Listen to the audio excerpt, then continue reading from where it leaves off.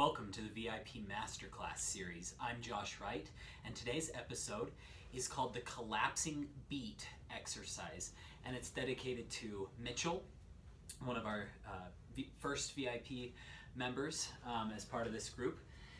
And in his email, he had said, you know, I've watched all of your videos, I've watched all of your Pro Practice Technique series, all these different ways to get faster. Do you have any other ways to get faster?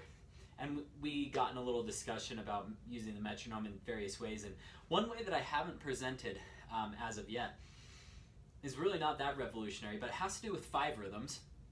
I have presented 5 rhythms. 5 rhythms, basically you go.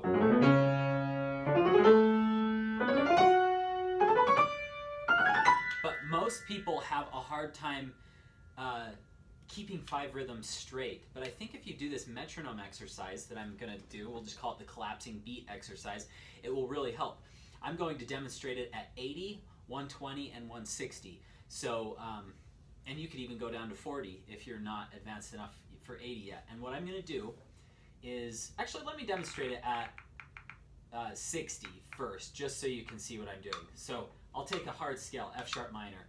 And I've got my hand in open right here just to always make sure I'm checking the right fingering. Obviously I know the fingering at this point, but you know what I'm saying is always have your hand and book out, or scales book, or whatever you're using. It's always nice to reference. I can't tell you how many times, I mean today I think it happened twice.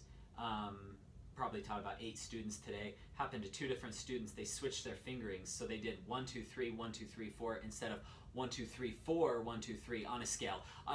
Obviously, it depends on the scale, but it's easy. Sometimes it works out in a scale to switch where the 4 goes, and it still works. So always make sure that you have your scales open. So this collapsing beat basically goes. We're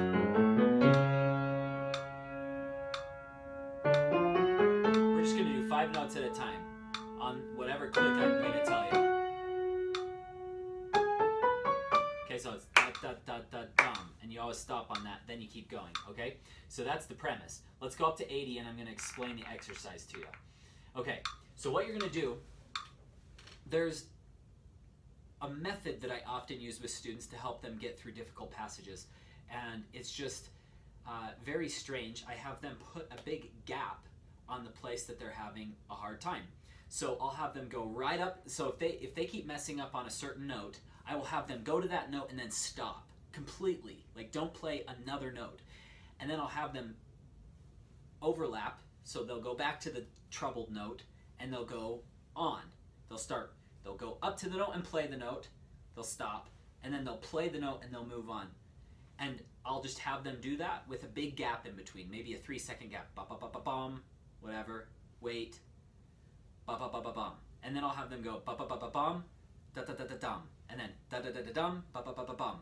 And then ba-ba-ba-ba-ba-ba-bum. And so eventually they have no gap.